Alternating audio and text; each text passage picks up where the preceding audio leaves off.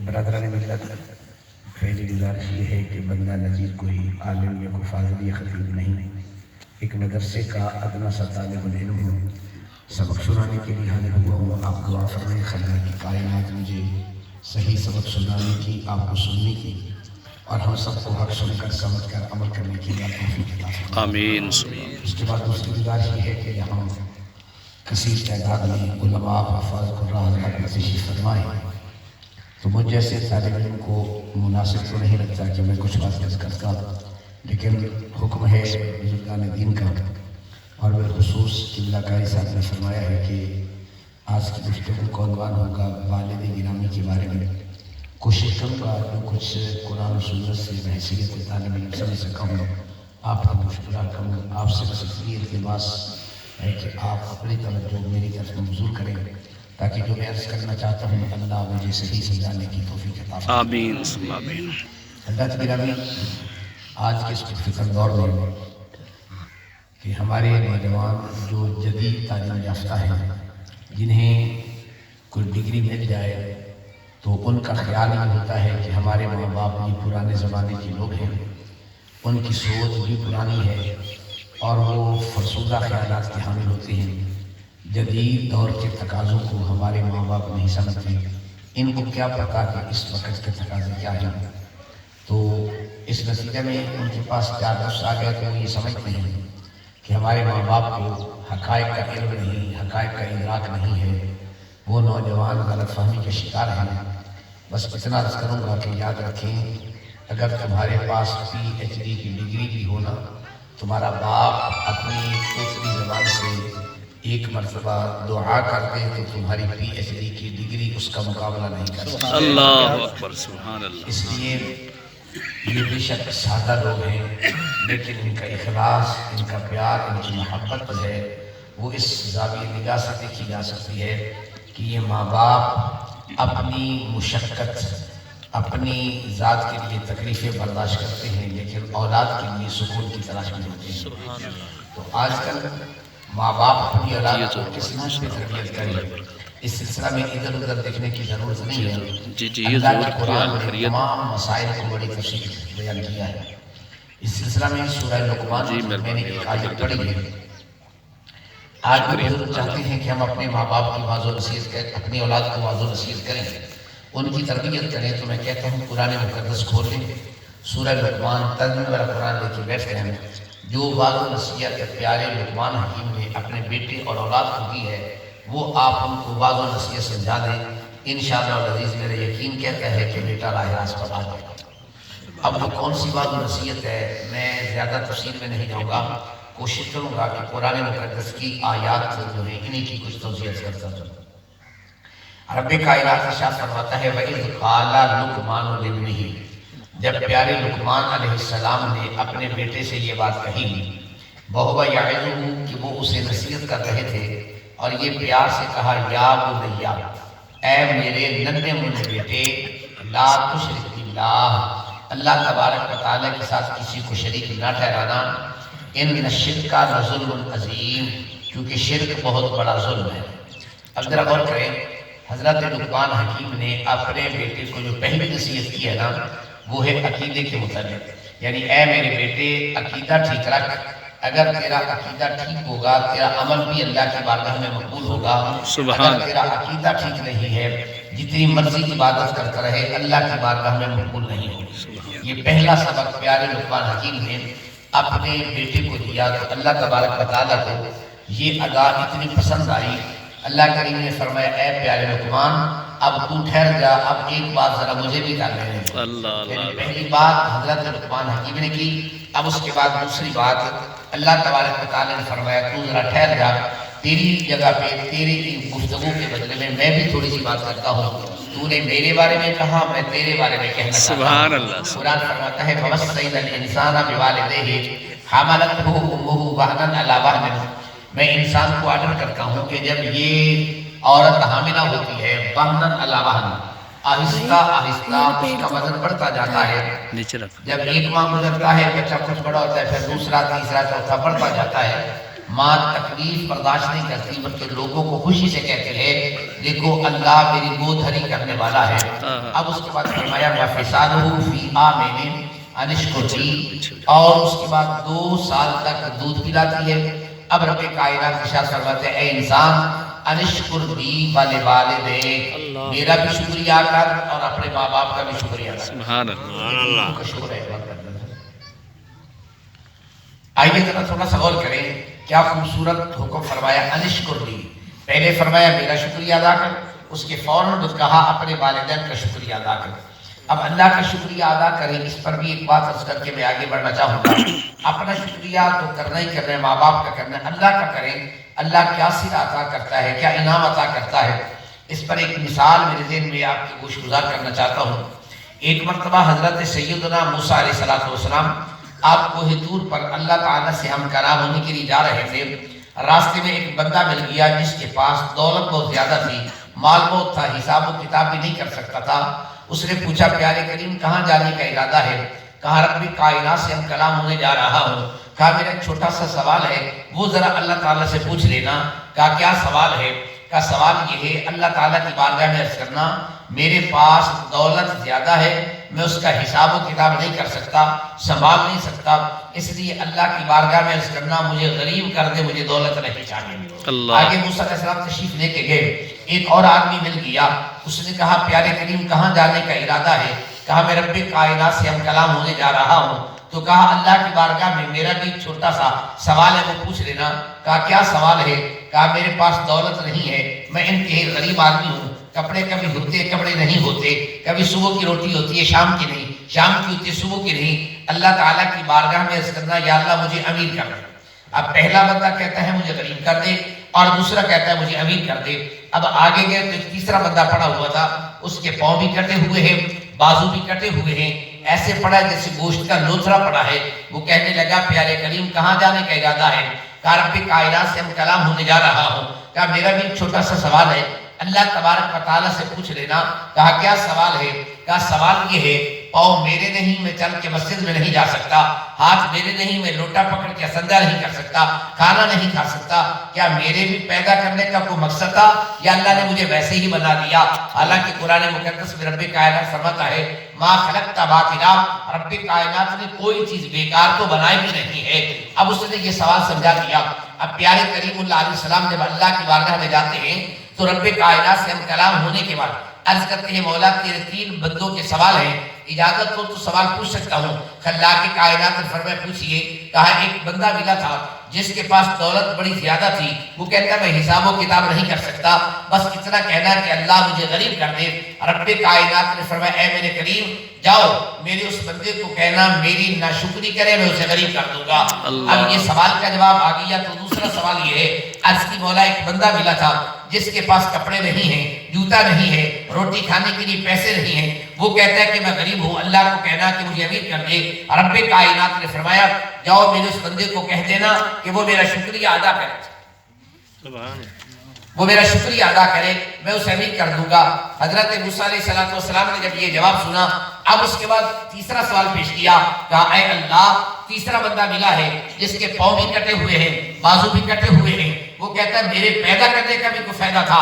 رب کائنات نے فرمایا ہاں جاؤ اس کو کہہ دینا کہ جہنم کی دیوار میں ایک سوراخ ہے، اس کو بند کرنے کے لیے میں نے تجھے پیدا کیا ہے، جب تو آئے گا جہنم میں اس دیوار کا سوراخ تیرے ساتھ بند کرنا ہے۔ اب یہ تینوں سوالوں کے جواب سن کر رب کائنات کے پیارے پیغمبر واپس پلٹتے ہیں۔ سب سے پہلے وہ آدمی ملا جو امیر تھا، کہا بتائیے میرے سوال کا جواب کیا ہے؟ کہا رب کائنات فرماتا ہے میری ناشکری کر میں تجھے کیا کروں گا؟ غریب کر دوں گا۔ کہا واہ موسیٰ علیہ السلام عجیب باتیں کرتی ہو، اللہ نے مجھے اتنی دولت عطا کی ہے، اتنی نعمتیں دی ہے، میں ناشکری کروں؟ میں تو اور شکریہ ادا کروں گا۔ کہا میں نے تیرا پیغام سنایا تھا اور تیرا پیغام پہنچا دیا، اب تیری مرضی تو کیا کرنا چاہتا ہے؟ آگے گئے دوسرا بندہ ملا جس کے پاس مال و دولت نہیں تھی، اس نے کہا پیارے کریم بتائیے میرے سوال کا جواب کیا ہے؟ رب کائنات کے پیارے پیغمبر فرماتے ہیں کہ میرا رب کہتا ہے اس کو کہو میرا شکریہ ادا کرے میں اسے امیر کر دوں گا۔ کہا واہ کریم عجیب باتیں کرتی ہو، اللہ نے دیا کچھ نہیں ہے، میں شکریہ کس بات کا ادا کروں؟ میرے پاس کپڑے نہیں ہے، دولت نہیں ہے، کھانے کے لیے روٹی نہیں ہے، شکریہ کس بات کا ادا کروں؟ کہا میں نے رب کا پیغام پہنچا دیا، اب تیری مرضی ہے، تو کیا کرنا چاہتا ہے؟ میں نے بتا دیا۔ اب آگے گئے تو تیسرا بندہ ملا جس کے پاؤں کٹے ہوئے تھے، بازو بھی نہیں تھے۔ کہنے لگے پیارے کریم بتائیے میرے سوال کا جواب کیا ہے؟ کہ رب کائنات فرماتا ہے کہ اس بندے کو جا کے کہہ دینا جہنم ایک دیوار ہے، اس کے اندر ایک سوراخ ہے، اس کو بند کرنے کے لیے میں نے تجھے پیدا کیا ہے۔ اس کی زبان پہ جملہ آ گیا، کہا مولا تیرا شکر ہے کہ مجھے تو نے بیکار تو نہیں بنایا۔ تینوں سوالوں کے جواب سنیں۔ پیارے کلیم اللہ علیہ السلام دوبارہ اللہ کی بارگاہ میں گئے۔ رب کائنات فرماتے ہیں میرے کریم ذرا بتاؤ تو صحیح میرے بندے کہتے کیا ہے؟ اللہ جانتا ہے، ہمیں مسئلے سمجھانے کے لیے سوال و جواب ہو رہے ہیں۔ پوچھا بتائیے جس کے پاس دولت تھی اس نے کیا کہا؟ رب کائنات کی بارگاہ میں پیارے کریم عرض کرتے ہیں مولا اس نے کہا اللہ نے مجھے اتنی نعمت عطا کی ہے، میں ناشکری کیسے کروں؟ میں تو اور شکریہ ادا کروں گا۔ اللہ کے کائنات نے کہا پیارے کریم پھر بتا جو میرا شکریہ ادا کرتا ہے میں غریب کیسے کر سکتا ہوں؟ میرا تو قانون یہ ہے لئن شکرتم لازیدنکم، اگر تو میرا شکریہ ادا کرو میں اور عطا کروں گا۔ یہ شکریہ بھی ادا کرے میں نعمت چھین لوں، یہ میری رحمت کے بھی خلاف ہے۔ کہا دوسرا بندہ کیا کہتا تھا؟ کہا مولا دوسرا بندہ یہ کہتا تھا اللہ نے مجھے دیا کچھ نہیں ہے، میں شکریہ کس بات کا ادا کروں؟ رب کائنات فرماتا ہے پیارے کریم جاؤ اس سے پوچھنا کیا میں نے تمہیں دیکھنے کے لیے آنکھیں نہیں عطا کی ہے؟ کیا میں نے تمہیں چلنے کے لیے پاؤں نہیں دیے؟ کیا میں نے تمہیں سوچنے کے لیے دماغ نہیں دیا؟ سننے کے لیے کان نہیں دیے؟ پکڑنے کے لیے ہاتھ نہیں دیے؟ اتنی قیمتی نعمت عطا کی، کہتے ہیں میرے پاس کچھ نہیں ہے جو ان نعمتوں کا شکریہ ادا نہیں کرتا، میں اور کیسے ادا کر سکتا ہوں؟ پہلے ان کا شکریہ ادا کرے گا تو پھر اللہ اور بھی عطا کرے گا۔ کہا بتائیے تیسرا بندہ کیا کہتا تھا؟ کہا مولا میں نے جب تیسرے بندے کو تیرا پیغام دیا کہ جہنم ایک دیوار ہے، اس کے اندر ایک سوراخ ہے، اس کو بند کرنے کے لیے تجھے پیدا کیا، اس کی زبان پہ آیا مولا تیرا شکر ہے تو نے بیکار کو نہیں بنایا۔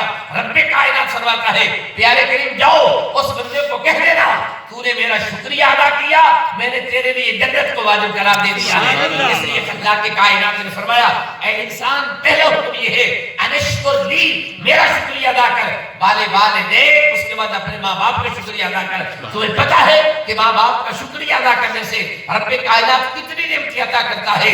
حضرت لقمان حکیم نے پہلے اپنے بیٹوں کو یہ سبق دیا لا تشرک باللہ، فرمایا شرک نہیں کرنا، ان الشرک لظلم عظیم۔ رب کائنات نے کہا تم ٹھہر جاؤ اب باقی باتیں میں کرتا ہوں۔ رب کائنات کے پیارے پیغمبر حضرت لقمان حکیم نے یہ کہا کہ اے میرے بیٹے آج کے بعد تو نے شرک نہیں کرنا۔ اس کے بعد دوسرے نمبر پہ رب کائنات ارشاد فرماتا ہے حضرت پیارے لقمان حکیم نے دوسرا جو مسئلہ بیان کیا یہ بھی عقیدے کا، دو مسئلے عقیدے کے، اس کے بعد عمل کے بارے میں تلقین کی ہے۔ عمل کے بارے میں رب کائنات فرماتا ہے یا بنیا انہا ان تکو مثقال حبۃ من خردل فتکن فی صخرۃ او فی السماوات او فی الارض یأتی بہا اللہ ان اللہ لطیف خبیر۔ اے میرے ننھے منھے بیٹے اگر تو ایک رائی کے دانے کے برابر بھی عمل کرے، عقیدہ یہ رکھ تیرے ہر عمل کو اللہ دیکھ رہا ہوتا ہے۔ کوئی عمل ایسا نہیں چاہے تو بند کمرے میں چھپ کے بیٹھ کے کام کرے، چھت کے اوپر کرے، جنگل میں جا کے کرے، پہاڑوں کی وسعت اور بلندیوں میں جا کے کرے، زمین میں گڑھا کھود کے کرے، عقیدہ یہ رکھ تیرا ہر عمل میرا اللہ دیکھ رہا ہے۔ جب تیرا یہ عقیدہ ہوگا پھر تو گناہ بھی نہیں کرے گا، برائی کی طرف بھی نہیں جائے گا۔ اس لیے دوسرا عقیدہ یہ رکھ کہ میرے ہر عمل کو میرا اللہ دیکھ رہا ہوتا ہے۔ سمجھانے کی ایک مثال اس کرنا چاہتا ہوں۔ ایک بزرگ تھے، ان کے کچھ مرید تھے، ایک نے کہا جناب مجھے خلافت دے دے، دوسرا کہتا مجھے خلافت دے دے، تیسرا کہتا مجھے خلافت دے دے۔ آج کل یہ پیری مریدی کا بڑا چکر چلتا ہے نا، لوگ سمجھتے ہیں جسے کوئی کام نہیں آتا پیر بن کے بیٹھ جاتا ہے۔ اس کے لیے نہ علم کی ضرورت ہے، نہ محنت کی ضرورت ہے، نہ پڑھنے کی ضرورت ہے، نہ داڑھی رکھنے کی ضرورت ہے، نہ نماز کی ضرورت ہے۔ ہماری قوم بڑی بھولی بالی ہے، بس یہ کہہ دیتے یہ پہنچی سرکار ہے، مولویوں کی پتہ بھی یہ کتنے پہنچا ہے۔ مولوی شریعت کی بات جانتے ہیں، حقیقت کی بات نہیں جانتے ہیں۔ جو حقیقت وہ لے کے پھر رہے ہیں، میں یقین سے کہتا ہوں اس حقیقت کا علم نہیں ہے۔ جو حقیقت قرآن نے بیان کی ہے اس کو یقیناً عالم جانتا ہے۔ ہماری بولی بالی قوم ہے، ان کی عقیدت، ان کی محبت، اور اگر اس سے ہٹ کے جملہ کہہ دوں ان کی تباہ پرستی سے یہ جاہل پیر نجائز فائدہ اٹھاتے ہیں، تمہاری عزتیں بھی لے کے جاتے ہیں، تمہارے باغ بھی برباد کرتے ہیں۔ میری مسلمان بھائی میری بات یہ ذہن میں رکھ لے، جو آدمی شریعت مصطفیٰ کا باغی ہوگا وہ کبھی ولی نہیں ہو سکتا۔ ولی وہ ہوگا جو میرے مصطفیٰ کی شریعت مطالعہ پر عمل کرتا ہوگا۔ اگر عمل نہیں کرے گا وہ ہوا میں اڑتا جا رہا ہے، پانی میں تیرتا ہوا وہ جا رہا ہے، ولی وہ نہیں ہوگا، ولی وہ ہوگا جو میرے مصطفیٰ کریم علیہ السلام کی غلامی میں زندگی گزارے. اسی لیے داتا کہتے اللہ اکبر یا رسول اللہ یا رسول اللہ تحقیق حق چار یار اہل سنت زندہ باد سرکار کی آمد مرحبا انٹھار کی آمد مرحبا. اسی لیے داتا گنج بخش حجویری علیہ الرحمہ آپ کے پاس ایک بندہ آیا مرید ہونے کے لیے، 3 ماہ تک آپ کے پاس مسلسل رہا، 3 ماہ کے بعد جانے لگا. تو آپ نے پوچھا آئے کہ ان سے جا کیوں رہے ہو؟ کہ آیا تو تھا مرید ہونے کے لیے، لیکن میں نے آپ کی کوئی کرامت نہیں دیکھی ہے.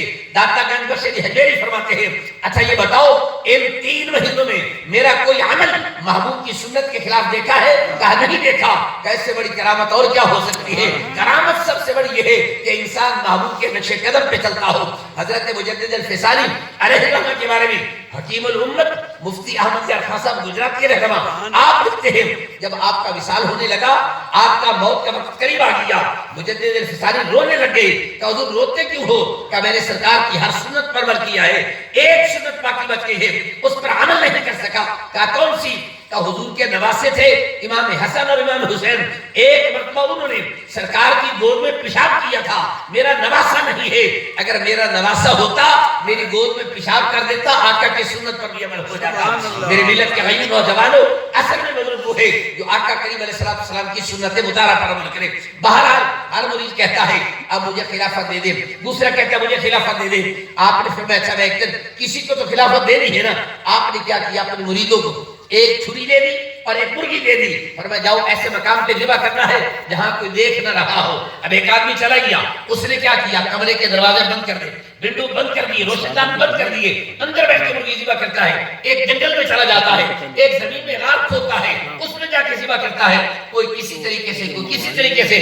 آخر جب واپس آئے ایک آدمی تھا جس نے مرغی کو ذبح نہیں کیا، صحیح سلامت لے کے آ گیا.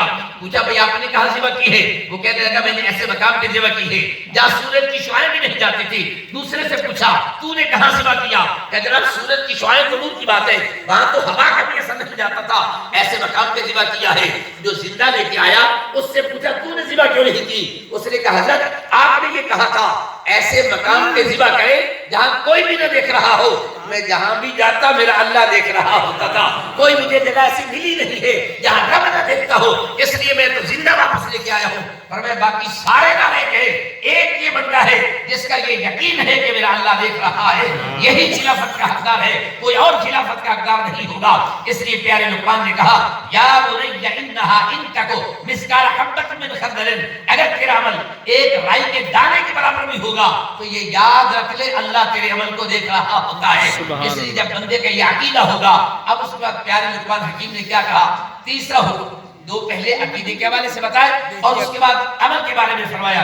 پیارے لقمان حکیم فرماتے ہیں یا بنیا اقم الصلاۃ وامر بالمعروف وانہا عن المنکر واصبر علی ما اصابک ان ذلک من عزم الامور.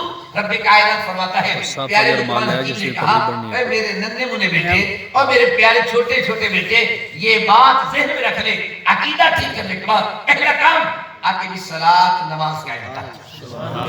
اب ذرا غور کریں پہلا میسج کیا، پہلا پیغام کیا ہے؟ عقیدے کے بعد پہلا عمل کیا کہا؟ اقم الصلاۃ، نیک نماز پڑھ. اب اس کا مطلب ہے کہ ماں باپ کا یہ فرض بنتا ہے اپنی اولاد کو نماز کی تاکید کرے، نماز کی تلقین کرے. آج کا ماں باپ اپنی اولاد کو نماز کے بارے میں نہیں کہتا. کیوں نہیں کہتا؟ کیونکہ خود پابندی سے مسجد میں نہیں جاتا ہے. اولاد کو کیسے کہے گا، بیٹے کو کیسے کہے گا تو مسجد میں چلا جا؟ جب خود جائے گا بیٹا بھی باپ کو دیکھ کے مسجد کا راستہ دیکھ لے گا. آج ہم اپنے بچوں کو سکول چھوڑنے کے لیے چلے جاتے ہیں، اکیڈمی میں چھوڑنے کے لیے چلے جاتے ہیں، سکول سے لینے کے لیے بھی جاتے ہیں، لیکن بیٹے کو مسجد میں لے جانے کے لیے ہمارے پاس وقت نہیں ہے. ذرا غور کر، پہلے نمبر پہ کہا اقم الصلاۃ، نماز قائم کر. اب نماز کا فائدہ کیا ہوتا ہے؟ اگر میں صوفیہ اعظام کی عبارت کی تعلیمات کا خلاصہ 2 لفظ میں عرض کرنا چاہوں، جہاں تک بحیثیت طالب علم میں نے پڑھا ہے صوفیہ اعظام کی عبارت کا، عقیدے کا، نظریات کا خلاصہ 2 جملے میں یوں کہوں گا. صوفیہ فرماتے ہیں اگر تم اللہ سے باتیں کرنا چاہتے ہو تو نماز پڑھا کرو. سبحان اللہ. اگر تم اللہ سے باتیں کرنا چاہتے ہو تو کیا کرو؟ نماز پڑھا کرو. اور اگر یہ چاہتے ہو اللہ تم سے باتیں کرے پھر قرآن پڑھا کرو. سبحان اللہ. یہ جملہ اگر آپ ذہن میں رکھ لیں، 2 پیغام ہیں صوفیہ کی تعلیمات کا. محاسن میں اس میں ہے اگر تم اللہ سے باتیں کرنا چاہتے ہو تو کیا کرو؟ نماز پڑھا کرو. اگر یہ چاہتے ہو اللہ تم سے باتیں کرے، فرمایا پھر قرآن کی تلاوت کرو. جب قرآن پڑھو گے یوں سمجھ لینا اللہ تم سے ہم کلام ہے، اللہ تم سے باتیں کر رہا ہوتا ہے. اب یہ بات صرف صوفیہ کے ملفوظات کی حد تک نہیں ہے، حدیث بھی یہی کہتی ہے، قرآن بھی یہی کہتا ہے. میرے اور آپ کے پیارے آقا ارشاد فرماتے ہیں جب بندہ نماز پڑھتا ہے یناجی ربہ، وہ اپنے رب سے باتیں کر رہا ہوتا ہے، اپنے رب سے سرگوشی کر رہا ہوتا ہے. فرمایا تمہیں پتہ ہی نہیں ہے کہ نماز تم پڑھتے ہو، نماز میں تمہارا کنیکشن کدھر ہوتا ہے، تمہارا تعلق کس طرف ہے، تمہارا رابطہ کس طرف ہے. لیکن آج ہماری نماز بس اوقات پڑھنے کے لیے تو جاتے ہیں لیکن نماز کے وہ اثرات مرتب نہیں ہوتے. فلسفہ کیا ہے؟ ہم سجدہ تو کرتے ہیں، رکوع کرتے ہیں، نماز بظاہر پڑھتے ہیں، لیکن حقیقت میں نماز نہیں ہوتی ہے. کیونکہ علامہ اقبال قلندر لاہوری جو 14ویں صدی کا فکری مجدد ہے، اقبال نے ایک جملے میں بات کو بڑا سمجھا دیا. فرماتے ہیں تیرا دل تو ہے صنم آشنا، تجھے کیا ملے گا نماز میں؟ پہلے یہ بتا تیرے دل میں کیا چیز ہے، تیرا دل تو کہیں اور طرف ہے. سادہ سی مثال دوں تو اگر شاید آسانی سے سمجھ آ جائے. میں اکثر ایک بات کہا کرتا ہوں، مسجد میں جائیں نا میں پوچھتا ہوں پہلا کام کیا کرتے ہیں؟ کوئی کہتا ہے وضو کرتے ہیں، کوئی کہتا ہے فرمایا کہ ساری باتیں غلط ہیں. جب مسجد میں جائے سب سے پہلے فکر کیا ہوتی ہے؟ جوتی کہاں رکھنی ہے. وہ بھی رکھنا ہے. ہر مسجد میں شہر میں جانا پہلی فکر کیا ہوتی ہے؟ جوتی کہاں رکھنی ہے. تو جس معاشرے میں مسجد کے اندر آج مسلمان کی جوتی میں پھنس رہی ہے، بتائیے اب وہ مسجد میں جائے گا اس کی توجہ جوتی کی طرف رہے گی کہ نماز کے بعد جوتے ملتے ہیں یا نہیں ملتے ہیں. تو جب تیری توجہ کس کی طرف ہے؟ جوتے کی طرف ہے، تو پھر یہ دل تو ادھر نہیں جھکے گا. اور حیران کن بات یہ ہے کہ آج مسلمانوں کی مسجد، مسلمانوں کا محلہ، نماز پڑھنے والے مسلمان سب سے پہلی فکر میں جوتے کی لگ جاتی ہے. کاش کہ ہم یہ سوچ لیتے کلمہ پڑھنے والوں. پچھلے دنوں میں نے کسی بزرگ سے ایک بات سنی تھی، ایک آدمی یہ ننکانہ شریف ہے تو وہاں گرو نانک کا محل بنا ہوا ہے نا، تو ایک بندہ گیا وہاں، تو جس وقت وہ داخل ہونے لگا تو اس نے جوتا اٹھایا رکھنے کے لیے، تو ان کا گارڈ کھڑا تھا. اس نے کہا رکھتے جوتا، یہ تمہاری مسجد نہیں ہے، یہ گرو نانک کا محل ہے، اس لیے یہاں جوتے چوری نہیں ہوتے ہیں. میرے ملت کے غیور نوجوان، اس نے کتنا تمانچہ مارا ہمارے منہ پہ کہ تمہاری مسجدوں کے اندر سے جوتے چوری ہوتے ہیں، یہاں چوری نہیں ہوتی ہے. جب بندے کی توجہ ادھر ہوگی پھر یاد رکھ لیں نماز نہیں ہوگی. آئیے نماز کیا فائدہ دیتی ہے. دیہات کا مولوی اس لیے اکثر بات کیا کرتا ہوں چونکہ ہم نماز سے بڑی دور ہو گئے ہیں. نماز مسجد ہماری عالیشان ہوتی ہے، مسجد بڑی خوبصورت ہے. شہر میں دیکھ لیں، جا کے دیکھ لیں، بڑی عالیشان مسجد ہیں لیکن مسجد میں ہے کچھ نہیں ہے.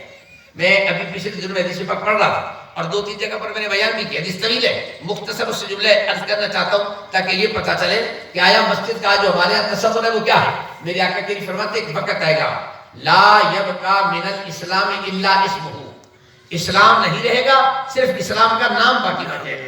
لا یبقى من القرآن الا رسمه، قرآن باقی نہیں رہے گا مگر رسمی طور پر بچ جائے گا. اور آگے کیا فرمایا؟ مساجدہم عامرۃ، مسجد بڑی خوبصورت ہوگی، بڑی عالیشان ہوگی، بڑی چمک دمک ہوگی، لیکن وہی خراب من الہدی، وہ ہدایت سے خالی ہوگی. اب ذرا تھوڑا سا آپ کو اللہ نے کر دیا ہے، سوچ دی ہے، فہم دی ہے، ذرا تھوڑا سا سجدے پہ بیٹھ کے نا اکیلے بیٹھ کے غور کرنا. آقا کریم کیا فرماتے ہیں؟ مسجد بہت بڑی ہوگی، خوبصورت بھی ہوگی، عالیشان بھی ہوگی، لیکن ہوگی کیا؟ خراب من الہدی، وہ ہدایت سے خالی ہوگی، ان کے اندر ہدایت نہیں ہوگی. کیوں ہدایت نہیں ہوگی؟ آپ کا قصور نہیں، ہمارا قصور ہے. میں اس لیے یہ بات کی آپ بیان کر، علماء ہمارے یہ حدیث نہیں بیان کرتے کہ چلو جس میں علماء کی تذلیل ہوتی ہے. آئیے ذرا سنیے کیوں مسجد میں ہدایت نہیں ہے، مسجد میں کیوں رہنمائی نہیں ملتی ہے. میرے آقا کریم فرماتے علماؤہم شر، علماؤہم شر، اس لیے کہ مسجد میں بیٹھنے والے علماء شرارتی ہوں گے، علماء شرارتیں کریں گے. اس لیے فرمایا وہی خراب من الہدی، یہ شر کیا ہوگا؟ فرمایا کوئی آدمی فرقہ واریت کی گفتگو کرے گا، کوئی آدمی ایک کو کافر کہے گا، دوسرا دوسرے کو کافر کہے گا، لڑائی جھگڑے کا سبب ہو جائے گا. وہی خراب من الہدی، جس نے ہدایت عطا کرنی تھی وہ تو گمراہی دے رہا ہے. اور آگے اس کے لفظ ہے من تحت عظیم السما، اس آسمان کے نیچے سب سے زیادہ شر جو ہوگا وہ علماء کا ہوگا. فرمایا تخرجہم الفتنہ، فتنہ انہی سے نکلے گا اور انہی کی طرف واپس پلٹ کے چلا جائے گا. فرمایا اب بتاؤ، میرے آقا کے نہیں فرماتے ہیں مسجد بڑی عالیشان ہوگی، خوبصورت بھی ہوگی، لیکن مسجد میں بیٹھنے والا مولوی جو ہوگا وہ کبھی فرقہ واریت کی بات کرے گا، کبھی کسی کی بات کرے گا، لڑائی جھگڑے کا ماحول بنا دے گا. فرمایا وہ فتنہ جو ہوگا مولوی سے ہی نکلے گا اور مولوی کی طرف ہی پلٹ کے چلا جائے گا. آئیے آج ہم ذرا سوچ وچار کریں، غور و فکر کریں، کیا محراب و ممبر میں بیٹھنے والا عالم دین کون سا پیغام دیتا ہے کہ اس سے لڑائی پیدا ہوتی ہے، فتنہ پیدا ہوتا ہے یا اس سے امن پیدا ہوتا ہے یا لڑنے والے آپس میں اکٹھے ہو جاتے ہیں, لڑائی ختم ہوتی ہے نہیں. اس پہ میں بحث کروں تو بڑا طویل ایک موضوع ہے, لیکن عرض کرنا چاہوں گا آج مسجدیں ہماری خالی ہیں, مسجدیں ویران ہیں. کس نے آباد کرنا ہے؟ میں نے کوشش کرنی ہے, قاری صاحب نے کرنی ہے, آپ نے کوشش کرنی ہے. آپ کا فرض کیا ہے؟ جب نماز کا ٹائم ہو جائے, اذان ہو جائے, اپنے بیٹے کا ہاتھ پکڑیں اور اس کو مسجد میں لے کے جائیں. نماز پڑھ کے گھر جائیں, اپنی بیٹی سے پوچھیں کہ کیا تو نے نماز پڑھی ہے یا نہیں پڑھی ہے. میرے ملت کے عیون نوجوانوں, آئیے میں تمہیں دعوت فکر دینا چاہتا ہوں. آج ہماری مسجدیں ویران ہو گئی. پھر کہتے ہیں کہ ہمارا بیٹا شرارتی ہے, ہمارا بیٹا فسادی ہے. نعرہ تکبیر, نعرہ رسالت, نعرہ رسالت, جشن میلاد مصطفیٰ. پھر ہم کہتے ہیں ہمارا بیٹا کہنا نہیں مانتا, ہمارا بیٹا آزاد ہو گیا. سیدنا فاروق اعظم رضی اللہ تعالیٰ کا زمانہ ہے. ایک نوجوان جا رہا تو اس نے ایک عورت کو دیکھا, خوبصورت عورت. اس نے دیکھا مجھے آپ سے محبت ہو گئی, آپ پیار کریں میرے ساتھ. اس نے کہا کوئی بات نہیں, بندے بندے سے محبت ہو جاتی ہے, پیار ہو گیا تو کوئی بات نہیں. اگر آپ سچے عاشق ہیں میری ایک شرط ہے وہ مان لیں. اس نے کہا عاشق کو بڑی شرطیں مان جاتے ہیں, تو ایک ہی بات کرتی ہے. اس نے کہا بس ایک ہی کافی ہے. کہا کیا شرط ہے؟ کہا بس اتنی سی شرط ہے کہ 40 دن لگاتار فاروق اعظم کے پیچھے باجماعت نماز پڑھنی ہے. 40 دن لگاتار فاروق اعظم کے پیچھے باجماعت نماز پڑھنی ہے. پھر جو کہے گا میں کر لوں گا. نماز پڑھنے چلا گیا, اذان ہوتی ہے, سب سے پہلے وضو کر کے پہلی سب میں جا کے بیٹھتا ہے. ہر روز یہی کرتا ہے, ہر نماز پر یہی کرتا ہے. 40 دن گزر گئے, 41 گزر گئے, 42, 43, 13 دنوں پر ہو گئے, واپس پلٹ کے نہیں آیا. اب عورت پیغام بھیجتی ہے, جو اس کو کہو واپس کیوں نہیں آتا. اس نے جو پیغام بھیجا اس کو دل کی تختی پہ نوٹ کر کے جائیں. اس نے کہا سن, جاؤ اس کو بتا دو اب مجھے تیری ضرورت نہیں رہی, مجھے نماز والا مل گیا. تیرا حسن وہ ہے جس کے چہرے پہ جھڑیاں پڑتی ہے, جس کے چہرے پہ چیچے کے داغ ہو جائیں گے, تجھے دیکھنے کو دل نہیں کرے گا. شاید تیرا شوہر بھی تیری طرف متوجہ نہ ہو. میں نے وہ حسن دیکھا ہے جو کبھی مان نہیں پڑتا. میں نے وہ حسن دیکھا ہے جس کے چہرے پہ جھڑیاں نہیں ہوتی ہے. اب تیری ضرورت نہیں, نماز والا مل گیا. اس لیے ینادی ربہو, جب بندہ نماز پڑھتا ہے تو اپنے باپ سے باتیں کر رہا ہے, اپنے اللہ سے باتیں کر رہا ہوتا ہے. اس لیے کہ نماز در حقیقت رب سے کلامی کا نام ہوتا ہے. یا بنیا, اور میرے ننھے مجھے بیٹے آگے بھی صلاۃ نماز پڑھا کر. آگے کیا کہا آپ اللہ تعالیٰ فرماتا ہے, آپ نے کہا ونہا عن المنکر وامر بالمعروف ونہا عن المنکر. صرف نماز پڑھنی کافی نہیں ہے, آپ بھی نماز پڑھیا کرتے, لوگوں نے بھی نماز آکھیا کر. آپ بھی نماز پڑھتے, لوگوں نے بھی تلقین کر.